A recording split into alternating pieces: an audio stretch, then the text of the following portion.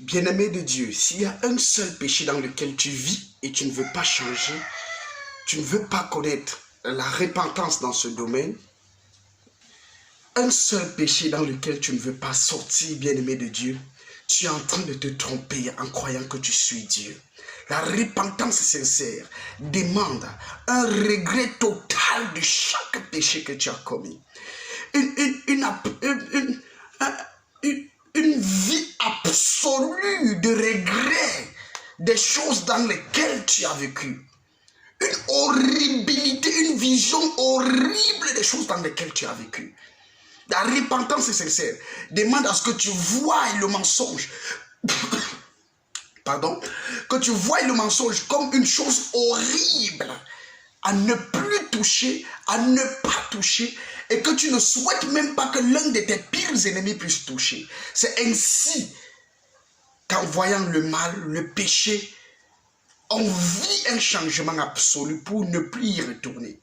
S'il y a un péché dans lequel tu ne regrettes pas avoir vécu, s'il y a une haine dans ton cœur vis-à-vis de quelqu'un que tu aimerais conserver, bien-aimé de Dieu, tu ne peux pas vivre la repentance. Tu n'es pas prêt pour vivre la repentance. Et laisse-moi te dire une chose, le temps n'est pas entre tes mains. Le temps est entre les mains de Dieu. C'est Dieu qui décide. Est-ce que tu vas vivre après cette seconde ou est-ce que tu ne vas pas vivre? C'est maintenant à toi de décider. Vas-tu pardonner cette personne qui est ancrée au fond de toi, qui t'a fait du mal? Oui. La personne t'a fait du mal? Oui. La personne t'a offensé durant longtemps? Oui. On t'a blessé si profondément? Oui. Non, tu as raison. La personne t'a fait du mal. Mais tu n'as pas raison de te mettre en colère contre la personne. Tu n'as pas raison de garder la personne dans ton cœur. Tu n'as pas raison de garder rancune. Parce que la parole de Dieu demande de pardonner. Tu veux vivre la repentance? Il faut pardonner. Il faut pardonner. Il faut libérer ton cœur. Parce que s'il y a un seul péché dans lequel tu restes encore engouffré, dans lequel tu restes encore à l'intérieur, tu ne peux vivre la repentance. Dieu ne pourra te pardonner. La Bible dit quant à ce qui concerne le pardon, si vous ne pardonnez pas aux hommes leurs péchés, votre Père Céleste ne vous pardonnera pas non plus vos péchés. Bien-aimés de Dieu, le Père veut nous pardonner, mais il regarde nos cœurs. Quels sont l'état de nos cœurs? Les états de nos cœurs là, quels sont les états de nos cœurs? Quand Dieu nous regarde, qu'est-ce qu'il voit à l'intérieur de nos cœurs? Quand Dieu nous regarde, qu'est-ce qu'il observe à l'intérieur de nos cœurs? Quand Dieu te regarde, qu'est-ce qu'il voit à ton cœur?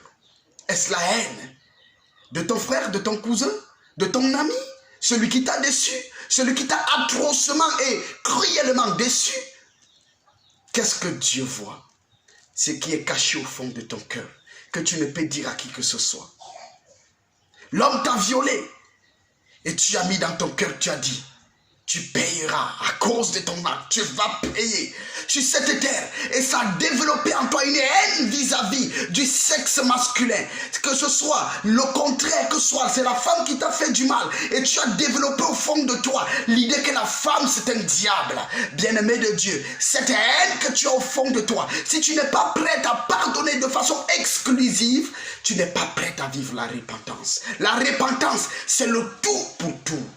Écoutez bien, la repentance, c'est le tout pour tout. Mon frère, la repentance, c'est pas un à peu près. La repentance, c'est pas faire un peu. La repentance, c'est tout faire, remettre tout entre les mains de Dieu, remettre ce qui te fait le plus mal, cette blessure qui a été faite et remuée pendant longtemps par ton ennemi. Le Seigneur te dit, il faut pardonner. Il n'y a rien qui doit rester dans ton cœur si tu veux vivre, connaître les sorts de la repentance. Si tu veux produire les fruits de la repentance. Tu sais pourquoi?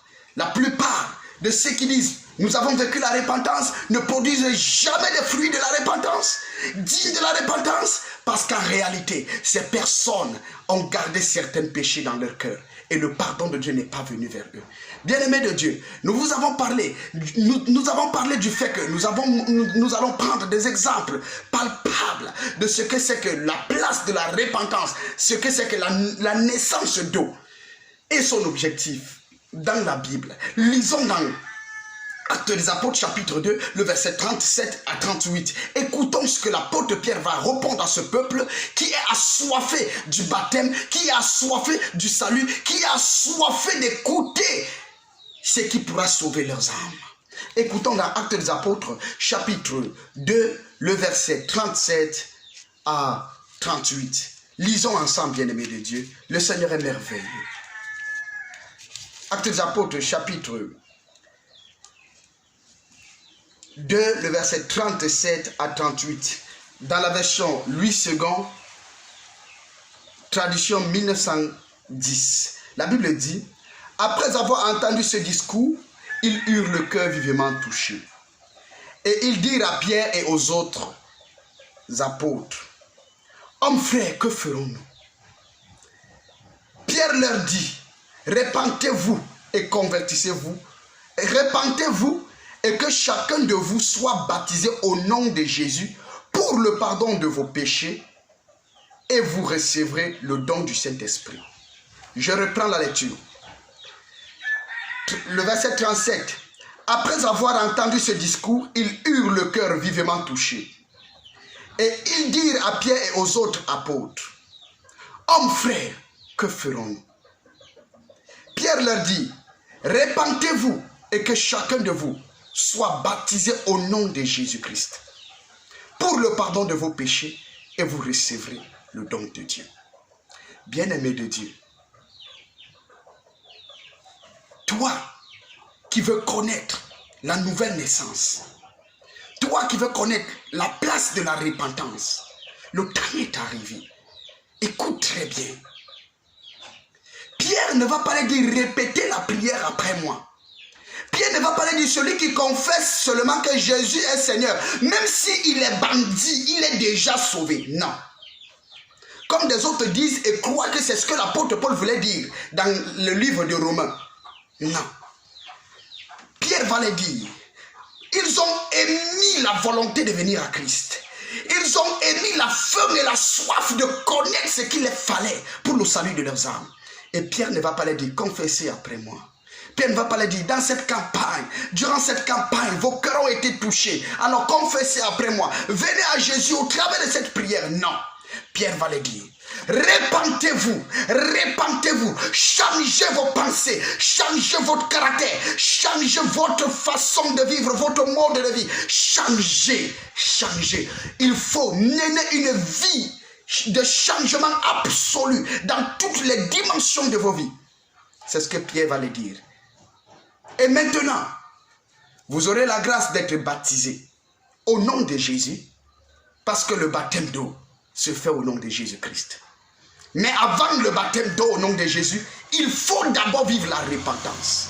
La repentance est la base de la vie chrétienne. Quand ta repentance est fausse, ta vie chrétienne sera fausse. Combien de fois tu aimes la parole de Dieu? Regarde bien, depuis que tu as cru, combien de fois est-ce que lorsque tu prends la parole de Dieu et tu as une soif atroce, une faim atroce de connaître davantage la parole de Dieu, au point où tu peux la lire toute une journée entière, au point où tu peux renoncer à ton travail juste pour connaître la pensée de Dieu, la parole de Dieu et transmettre la pensée de Dieu, jusqu'où tu es prêt à avoir une faim, une soif de la connaissance de Dieu. Pourquoi il n'y a plus de personnes avec une telle faim, une telle soif nombreuse dehors? Parce qu'en réalité, il y a plus de fausses repentances que de vraies repentances. Bien-aimé de Dieu, regarde bien, depuis que tu t'es repenti, depuis que tu dis que tu t'es repenti,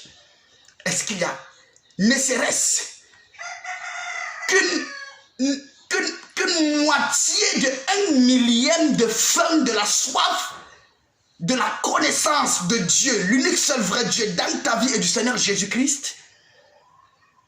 Combien tu as faim de lire la parole de Dieu et d'obéir à ce qui est écrit dans la Bible et dans son sens, comme cela est écrit, sans dénaturer, sans chercher à analyser avant d'aller obéir, sans chercher à tordre les Écritures pour les amener à ta guise. La Bible dit, repentez-vous.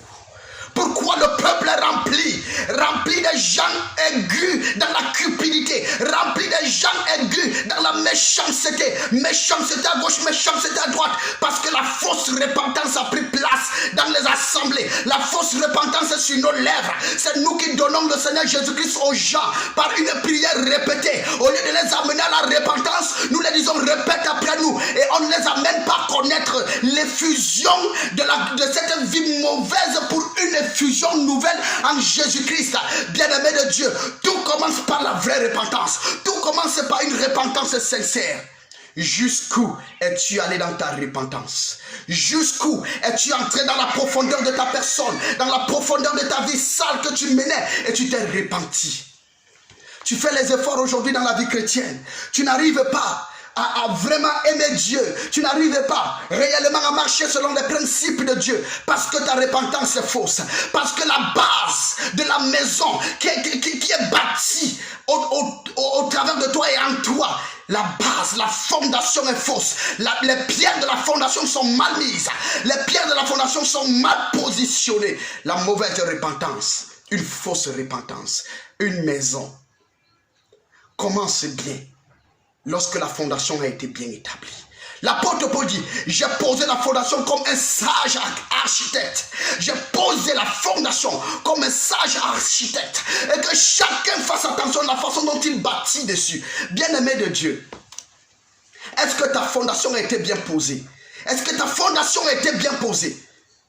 Tu étais repenti, mais ta vie ne change pas. La cupidité augmente au jour le jour. Tu utilises le nom de Jésus, les formules de prière pour te faire de l'argent. Tu utilises le nom et les jeûnes, les formules de prière, tout ça juste pour pouvoir être à l'aise dans ce monde. Ce que tu cherches, c'est une vie sans persécution. Ce que tu cherches, c'est une vie où on ne peut pas te persécuter. Quand il y a une persécution, tu commences à prier. C'est-à-dire, éloigne-moi de la persécution. C'est-à-dire, préserve-moi de la persécution. Tu es quel genre de né de nouveau? Tu es quel genre d'enfant de Dieu? La Bible dit, celui qui va quitter son père, sa mère, ses terrains, ses fils, ses frères, ses soeurs, sa femme et cette terre, il recevra dans ce monde présentement au centuple tout ceci et en plus la persécution. Bien-aimé, la persécution c'est une promesse, c'est une bénédiction pour quiconque s'est repenti et est né de nouveau. La persécution c'est une promesse. Quand elle vient, dis gloire à Jésus-Christ, dis merci Seigneur parce que tu m'as jugé digne de porter cette persécution, de porter cette croix en ton nom. Mais combien sont ceux qui comprennent cela? Combien sont ceux qui marchent sur ce chemin? Parce que nous sommes tellement envieux de demeurer sur cette terre, tellement envieux de former, de laisser un nom dans ce monde pervers, dans ce monde pourri, dans ce monde où même les choses qui étaient des choses d'intimité sont devenues des choses exposées. Bien-aimés de Dieu, serviteurs de Dieu, enfants de Dieu, la repentance, la vraie repentance, la repentance sincère, c'est ça qui est la base. La base. Si jamais Pierre ne leur avait pas dit, repentez-vous d'abord, connaissez d'abord l'effusion de la repentance, connaissez d'abord une révolution dans votre vie personnelle, en vous repentant. La repentance émane de toi, la repentance dépend de l'homme. Or, le baptême du Saint-Esprit, ça ne dépend pas de l'homme. La naissance dans l'Esprit de Dieu ne dépend pas de l'homme. Parce que c'est Christ qui donne. Et il approuve que oui, tu t'es repenti. Il approuve que oui, tu as fait ce qu'il fallait. Là, ce n'est pas un pasteur. C'est Christ lui-même qui met son sceau. La Bible dit le Saint-Esprit nous a été donné comme un sceau. Jésus-Christ met son sceau royal, son sceau céleste pour confirmer que oui, tu m'appartiens. Tu es à moi. Voici quelque chose que j'ai mis mon sceau. Oui, je te ouvre pas mon esprit. Je te ouvre pas l'esprit qui vient de moi. Je te ouvre pas moi-même, pas ma personnalité. Jésus-Christ. Mais pourquoi il n'y a plus de gens qui sont réellement nés de nouveau aujourd'hui? Des personnes qui ne sont pas encore nées de nouveau. Pourquoi ils sont partout? Pourquoi ils pullulent dans nos assemblées? Pourquoi ils sont pleins dans les assemblées? Dans YouTube, à Facebook, à VidMake, partout dans WhatsApp. Ils ont des groupes où ils enseignent des miracles à gauche, miracles à droite. Je ne suis pas là pour parler contre quelqu'un. Je suis là pour annoncer l'évangile de Dieu qui dit, répands-toi, répands-toi, toi qui sais que ta vie est méchante. Une vie de méchanceté, de cupidité, remplie de la cupidité, de l'accumulation de choses dans ce monde. Répands-toi. Répands-toi. La grâce de Dieu est encore valable. Aujourd'hui, en ce matin même où tu écoutes ce voice, tu écoutes ce message, tu écoutes cette vidéo, la grâce de Dieu est encore disponible. La grâce de Dieu est encore disponible aussi longtemps. L'enlèvement ne s'est pas encore produit. La grâce de Dieu est encore disponible. Tu peux te repentir aujourd'hui. Tu peux t'engager à te repentir aujourd'hui. Maintenant même. Pierre l'a dit, repentez-vous. Et que chacun de vous soit baptisé au nom de Jésus. Repentez-vous d'abord. Tu n'es pas repenti. Tu dis non. C'est avec le temps, quand on va m'enseigner que je vais savoir et après je vais changer. Pour l'instant, baptisez-moi d'abord. C'est toi qui imposes. Et les pharisiens sont venus imposer à Jean que baptise-nous d'abord. Après, on va juger si ton enseignement est digne, on va s'accrocher. Mais si ce n'est pas digne, on fera ce qu'on a droit de faire. Bien-aimés de Dieu, Jean les a répondu. Race de vipères qui vous a appris à fuir la colère à venir. La première chose que vous devez faire, la première chose que vous devriez faire, c'est produire le fruit digne de la repentance. Si tu veux être baptisé, si tu as été baptisé sans le fruit de la repentance, le fruit digne de la repentance, il faut que tu reviennes sur ça. Il faut que tu reviennes sur la repentance. Reviens sur la repentance. Bien-aimé de Dieu, Jean va le dire. Repentez-vous. Jean va le dire. Repentez-vous. Au verset 8 de Matthieu 3, verset 8, il le dit. Produisez le fruit digne de la repentance. Il est en train de dire, repentez-vous. Repentez-vous sincèrement. Repends-toi. Que tu sois pasteur, archibishop, bishop, tu prophétises. Tu as les visions claires et nettes. Bien-aimé de Dieu, ce n'est pas une surprise. Dieu l'avait annoncé. Au dernier jour, je déverserai de mon esprit sur toutes les chair. Vos fils, vos filles prophétiseront. Vos vieillards auront des songes. Dieu avait annoncé toutes ces choses-là. Au temps du Seigneur Jésus-Christ, nous voyons des gens faire des miracles au nom de Jésus, mais ils ne suivaient pas Jésus. Bien-aimé de Dieu, à cette époque où nous sommes, soit tu suis Jésus, soit tu ne suis pas Jésus. Mais même ceux qui ne suivent pas Jésus, ils peuvent faire miracle en son nom. Il n'y a pas de problème à ça. Tu peux faire des miracles au nom de Jésus-Christ. Il suffit de croire que son nom agit. Et tu prononces son nom, ça va aller. C'est pas moi qui dis. Écoutez, voici les miracles qui accompagneront tous ceux qui auront cru. En mon nom, ils chasseront des démons. Est-ce que tu crois? Est-ce que tu crois? Est-ce que tu crois réellement? Si tu crois, ok, c'est possible. Tu peux chasser les démons. Au nom de Jésus-Christ. Parce qu'à l'époque du Seigneur Jésus-Christ, il y avait ceux qui n'étaient pas parmi ses disciples, ceux qui ne le suivaient pas, mais il faisait des miracles en son nom. Il faisait des miracles en son nom. Il faut que tu le saches, que les miracles ne te trompent pas. Que le poste que tu occupes ne te trompe pas. Parce qu'au dernier jour, Jésus ne va pas demander combien de miracles as-tu effectué, combien de démons as-tu chassé, véhiculé vers l'enfer, combien est-ce que tu as fait des guérisons sur la terre. Il ne va pas te poser cette question. La question qui sera posée, c'est est-ce que ton nom est écrit dans le livre de vie? Voici la question qui te sera posée. Est-ce que ton nom là, est-ce qu'il est écrit dans le livre de vie là? Le livre de vie qui est la liste des noms des élus au ciel là. Est-ce que ton nom est écrit dedans? Si la réponse est non, alors ça ne valait pas la peine de passer ton temps à jeûner, à prier pour les gens. Juste pour la gloire sur la terre et la renommée sur la terre. Parce que quoi, bien-aimé de Dieu, figure-toi, c'est la nouvelle naissance qui permet à ce que ton nom soit enregistré comme né de nouveau. Parce que lorsque tu es né directement, le livre de vie, c'est comme un registre, c'est le registre céleste où sont inscrits tous ceux qui sont nés de nouveau, tous ceux qui sont nés de Dieu. Leurs noms sont inscrits à l'intérieur parce qu'ils sont nés des cieux. Ils sont nés des cieux et c'est Jésus qui écrit leur nom dans ce livre-là. Alors, il est temps pour toi de chercher la nouvelle naissance. La nouvelle naissance. Bien-aimé de Dieu, la nouvelle naissance. Même les faux prophètes vont faire des miracles. La Bible a annoncé. Le faux prophète avec la bête, ils vont faire des miracles avec la puissance du diable. Ils vont faire descendre le feu du ciel. Alors ce n'est pas les langues à parler qui vont les dépasser. Le marabout parle en langue. Si tu as déjà visité un marabout un jour, tu sauras que le marabout parle en langue. Les marabouts parlent en langue. Je dis bien les langues. Tu es même village que le marabout. Mais la langue que le marabout parle, tu n'as jamais suivi ni entendu ça quelque part. Le marabout parle en langue. Mais ça ne fait pas de lui un enfant de Dieu. Les marabouts sont des anciens dans les églises. Je dis bien les marabouts sont les anciens dans les églises. Et ils financent ces églises-là. Et ils parlent la langue. Mais ils ne sont pas enfants de Dieu. Bien-aimés de Dieu.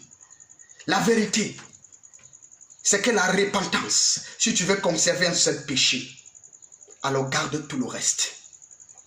Si un seul péché tu veux conserver, garde tout le reste du paquet de tes péchés.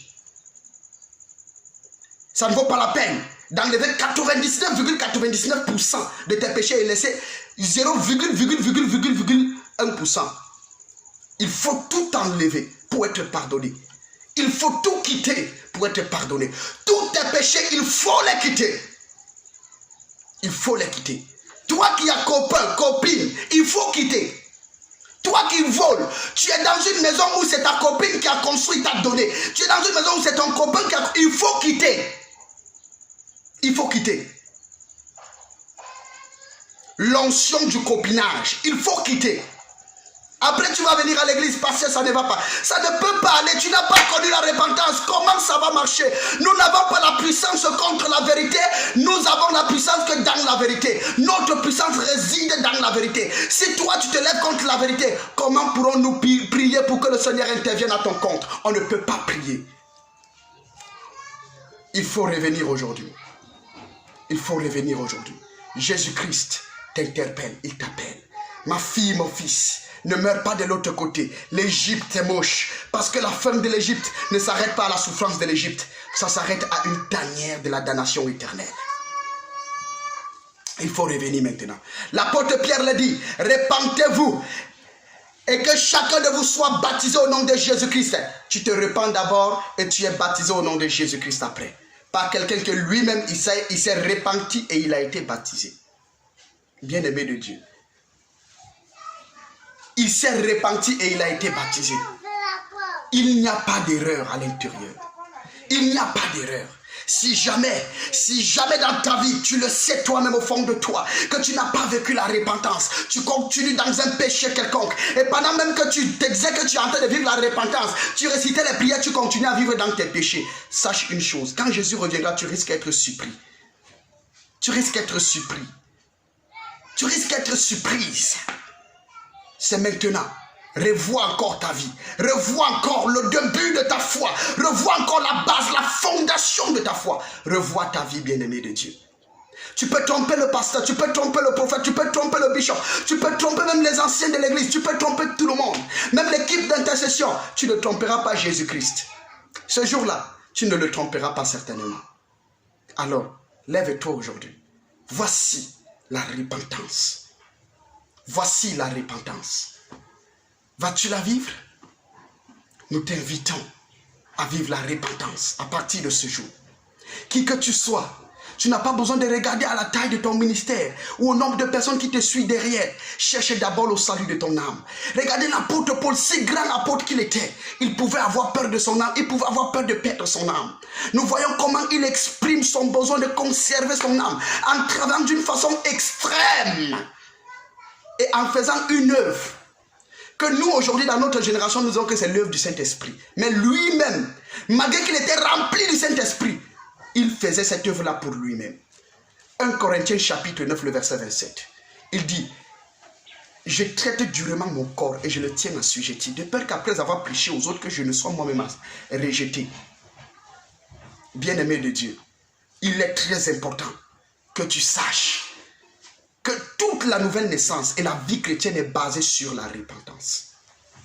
La fondation de tout, c'est la repentance. Quand ta repentance est fausse, même ta vie chrétienne, il y aura les temps où tu vas forniquer jusqu'à sans remords. Tu vas mentir jusqu'à mentir sur le pupitre, sans remords. Tu vas renier, regarde bien si dans ton ministère, il y a le verset biblique que tu renies publiquement. Tu renies dans le fond de ton cœur et dans ta vie. Tu les renies catégoriquement que toi, tu ne peux pas adhérer à ça. Sache une chose, ta fondation est fausse. Ta fondation est fausse.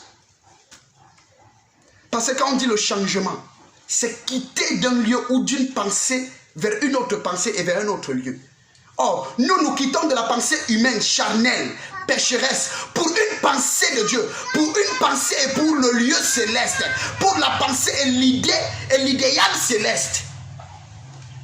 Et comment tu refuses encore certaines parties de l'idéal céleste? C'est comme si tu choisissais ce qu'il faut c'est qu'il faut obéir dans ce qui est dit dans la parole et dans ce qui est dit dans le royaume des cieux où tu viens de naître. En réalité, c'est qui prouve que tu n'es pas encore né de ce royaume-là. Tu n'appartiens pas à ce royaume. Le maître n'a pas encore la totalité de poids sur toi. Le roi ne décide pas encore à 100% sur ta vie. Tu peux décider ce que tu as à faire.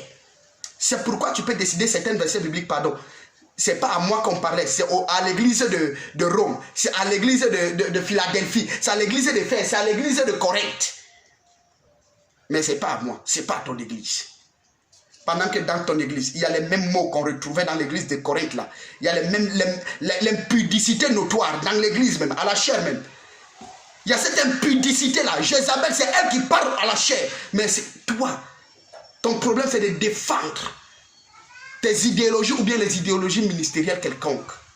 Bien-aimé de Dieu, la repentance s'impose si tu veux aller au ciel. Si tu ne veux pas aller au ciel, tu peux continuer à suivre l'idéal du ministère, l'idéal d'un ministère ou bien d'une religion, d'une doctrine quelconque. Mais si tu veux aller au ciel, tu dois obéir au principe de la parole de Dieu qui dit répentez-vous, répands-toi, répands-toi, répands-toi. Il faut connaître une révolution de la repentance dans ta vie. Répands-toi. Et maintenant, sois baptisé au nom de Jésus-Christ. Ce n'est pas le baptême qui vient après la repentance, avant la repentance. Non, c'est la repentance qui vient avant tout. Quand la repentance est là, bien-aimé de Dieu, quand la vie de quelqu'un a connu une repentance sincère, bien-aimé de Dieu, la Bible nous éclaircit dans Actes des Apôtres. Jésus-Christ n'a pas attendu que les eaux du baptême soient effectuées. Parce que la repentance de Corneille était tellement effective, était tellement visible et flagrant. Bien-aimé de Dieu, le Seigneur Jésus-Christ a déversé les eaux célestes, les fleuves d'eau qui coulent à partir du trône céleste. Il les a déversés sur Corneille et sur tous ceux qui écoutaient et qui étaient repentis. Les fleuves d'eau vive coulaient en eux. Ils ont commencé à prophétiser. Ils ont commencé à parler en langue. Ils ont commencé à glorifier le Seigneur Jésus-Christ.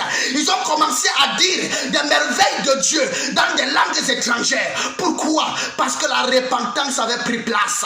Parce que la repentance était bien cimentée. La fondation avait été bien faite. La fondation avait eu place. Bien-aimé de Dieu, quand la fondation est ratée, on ne peut pas mettre les piquets dessus pour mettre toiture.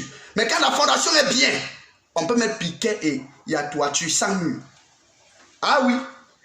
On peut mettre les piquets, les poteaux et directement élever la toiture sans les murs. Quand la fondation est bien faite. Mais quand la fondation est ratée, il faut que les murs soutiennent la toiture. Et c'est ce que nous avons aujourd'hui dans les différentes assemblées où on ne prêche pas la vérité. Où toi-même tu sais que tu ne vis pas la vérité, tu ne prêches pas la vérité. Ou bien tu veux entendre et tu veux prêcher ce que tu veux comprendre. Bien que dur, la vérité reste la vérité. Bien que dur, la vérité reste la vérité. Le royaume des cieux n'est pas pour tout le monde. Est-ce que tu vas te faire violence pour connaître la repentance? La repentance. La Bible dit, dans Matthieu chapitre 11, le verset 12, depuis le temps de Jean-Baptiste jusqu'à nos jours, le royaume des cieux est forcé et seuls les violents s'en emparent. Depuis le temps de Jean-Baptiste jusqu'à nos jours, en 2023, le royaume des cieux est forcé. En février 2023, le 6 février, le 7, le 8, le 9, le 10 février 2023, le royaume des cieux est forcé. Seuls les violents vont s'en emparer du royaume des cieux. Seuls les violents vont s'en emparer du royaume des cieux. C'est pas pour tout le monde. Le royaume des cieux, c'est pas pour tout le monde. C'est pas pour les churchgoers. Le royaume des cieux, c'est pas pour les churchgoers. Le royaume des cieux, c'est pas pour tout le monde. C'est pour les violents qui sont violents pour obéir à ce qui est écrit dans le sens et dans le contexte dans lequel cela est écrit, bien que dur. Le royaume des cieux n'est pas pour tout le monde. C'est pourquoi tous ceux qui copient le monde pour vivre selon le monde seront déçus ce jour-là. Seront déçus ce jour-là. Quand la Bible a interdit quelque chose et que le monde l'atteste et tu copies le monde pour vivre ça, bien-aimé de Dieu, il est temps que tu vives la repentance. Le Seigneur Jésus-Christ veut sauver ton âme. Même si tu es un pasteur, tu as vécu dans le ministère depuis longtemps. Quelle que soit ta dimension, quel que soit ton appel, apôtre, archibishop, je ne dénigre pas ton appel. C'est Dieu qui t'a appelé. Son appel est irrévocable. Mais si tu n'as pas encore connu la repentance, mets tes genoux au sol. Demande à Dieu que tu veux connaître cette révolution dans ton cœur. Va parler à Dieu. Va l'enseigner dans tes assemblées. Va l'enseigner dans ton ministère. Va enseigner la repentance. Jésus veut revenir. Mais l'épouse n'est pas encore prête. L'épouse n'est pas encore prête. Jésus veut revenir dans sa maison. Jésus veut revenir prendre l'épouse. L'épouse n'est pas encore prête. Parce que nous prêchons la prospérité. Parce que nous prêchons les mystères du sol et les mystères du ciel. Mais l'essence qui est l'objectif principal de la mort du Seigneur Jésus-Christ, le salut des âmes, la repentance. Jésus-Christ veut revenir. Mais il a besoin de ta bouche pour apprêter son élu, pour apprêter son église. Il a besoin de ta bouche, il a besoin de ta vie, il a besoin que tu changes, il a besoin que tu vives la repentance.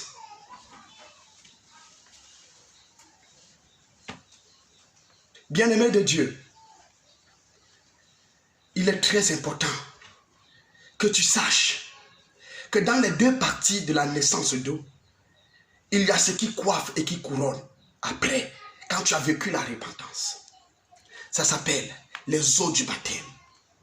Maintenant, quand tu as produit les fruits de la repentance, oui, un homme peut croire le même jour et produire les fruits dignes de la repentance le même jour. C'est visible qu'il a changé, qu'il regrette toute sa vie et qu'il s'engage vers une nouvelle effusion de vie, une nouvelle vie avec Jésus-Christ. C'est possible. Nous avons vu le geôlier à la prison avec Paul et Silas. Il y a beaucoup d'autres exemples. Bien-aimé de Dieu, l'eunuque éthiopien, bien que lui, il était déjà pieux depuis. Donc, il vivait déjà la repentance. Oh, mon frère, oh, ma soeur, il est temps que nous revenons à la vérité. Reviens à la vérité. Tu as trop marché d'église en église. Reviens à la vérité. La vérité, ce n'est pas un ministère. La vérité, ce n'est pas le nom d'un ministère. La vérité, c'est la parole de Dieu. La Bible dit dans Jean chapitre 17, Seigneur, garde-les par ta vérité, car ta parole est la vérité. Ta parole est la vérité. Retournons à la parole de Dieu. Laissons les mystères doctrinaux. Laissons les mystères doctrinaux. Revenons à la vérité. Laissons les principes des doctrines ministérielles. Revenons à la vérité. Laissons la théologie ministérielle. Revenons à la vérité. La parole de Dieu est la vérité. Jean chapitre 17. La parole de Dieu est la vérité. Revenons dans le sens de la parole de Dieu. Apôtre, bishop, toi qui écoutes cet enseignement, toi qui écoutes cette interpellation, le Seigneur Jésus-Christ te dit, reviens à la vérité. Reviens à la vérité. Reviens à la vérité. Reviens à la vérité. Bien-aimé de Dieu. Jésus t'aime beaucoup. Il ne t'a pas frappé depuis le temps où tu as dévié. Tu sais que tu es un vrai serviteur de Dieu, mais tu as dévié. Reviens à la vérité. Reviens à la vérité. Reviens à ton premier amour. Reviens. Il faut vivre la repentance et tu reviens à la maison. Car, même pour les rétrogrades, la repentance est valable. La Bible dit, dans le livre d'Apocalypse chapitre 3, au verset 5, Jésus-Christ lui dit, la Bible commence même, pas là-bas, à l'église d'Éphèse. Dans le chapitre 2, à l'église d'Éphèse, Jésus lui dit, oh, souviens-toi où tu es tombé et répands-toi. Souviens-toi où tu es tombé. Apôtre, bishop, souviens-toi où tu es tombé. Souviens-toi où tu es tombé. Chapitre 2, le verset 5. Apocalypse chapitre 2, le verset 5. Souviens-toi donc d'où tu es tombé. Répands-toi. Répands-toi. Répands-toi. La repentance, c'est le pilier. La repentance, c'est la base qui permet une restauration, au premier amour. Tu ne peux pas te lever après être tombé et recommencer à pratiquer tes premières activités sans vivre la repentance. Ce n'est pas possible. C'est pourquoi Jésus-Christ va dire à l'église d'Éphèse, souviens-toi où tu es tombé, répands-toi et maintenant commence à pratiquer tes premières œuvres. La première des choses à faire, c'est la repentance. repentance. La repentance, c'est la base partout. Là où vient le péché, il faut que la repentance se passe par là. Parce que c'est la repentance qui apprête la restauration, le salut, la nouvelle naissance. C'est la repentance. Quand une repentance est mal faite, quand une repentance est banca, comme on dit souvent dans le quartier, même ta vie chrétienne, ta restauration sera comme ça, bancal. Bien-aimé de Dieu, il faut revenir avec une repentance sincère, une repentance digne, une repentance qui honore Dieu, une repentance où Dieu va dire, certainement mon fils, ma fille s'est repentie. Mais à toi de choisir. Jésus-Christ ne te serrera pas le cou. Il ne va pas t'étrangler pour que tu vives la repentance. Il va t'annoncer. Il va t'envoyer ses serviteurs. Il va t'envoyer ses messages afin que tu te repentes. Pour te donner encore des jours de grâce. La miséricorde de Dieu se manifeste encore. Dans son amour, il t'envoie les messages pour te dire repens-toi. Repens-toi, toi pasteur, apôtre, archibishop, toi qui t'es détourné du chemin où Jésus-Christ t'avait appelé dès le départ. La repentance s'impose. La repentance s'impose avant de recommencer à pratiquer tes premières œuvres.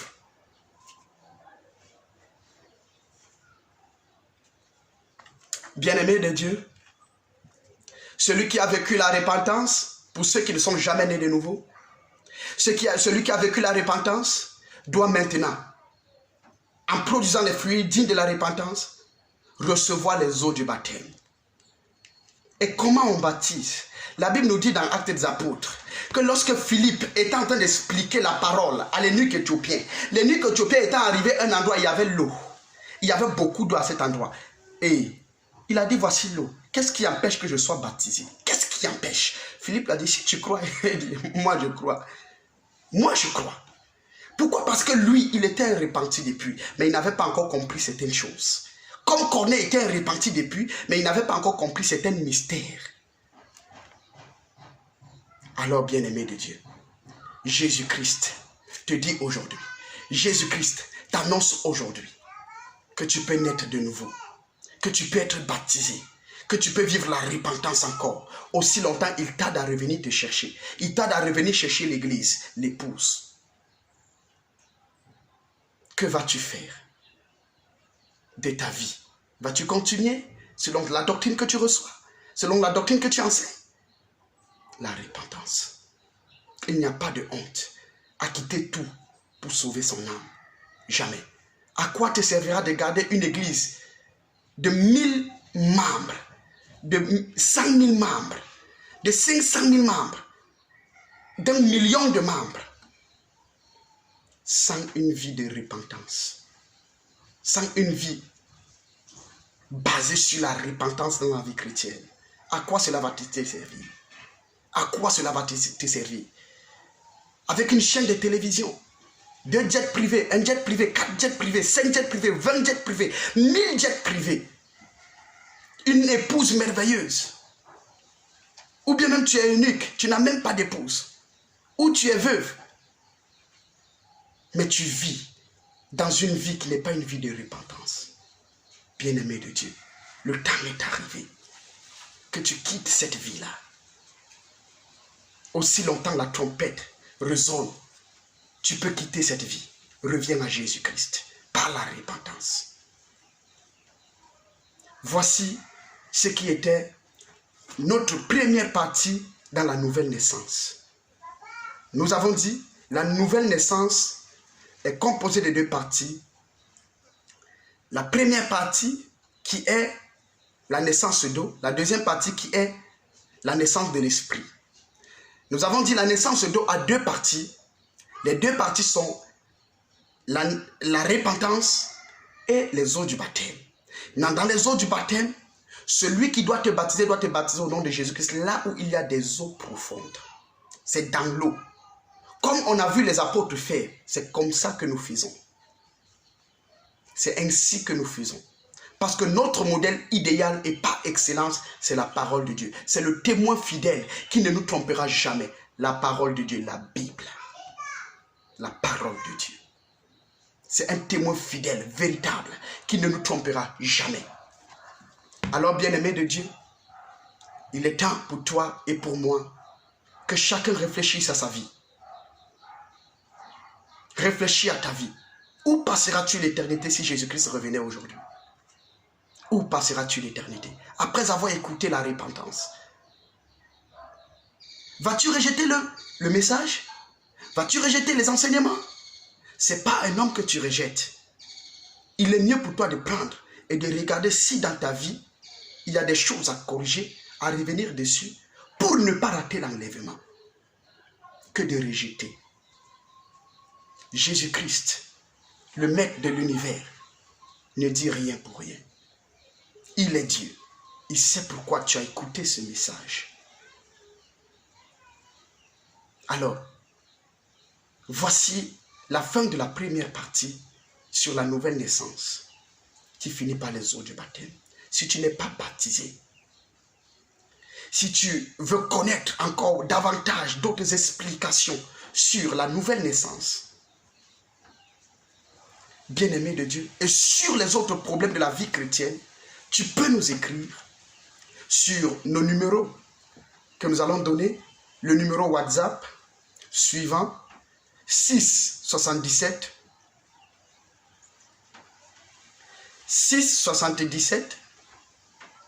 23, non, s'il vous plaît, 6 81, le 6 81 29 68 74, le 6 77 je l'ai oublié, mais je vais vous donner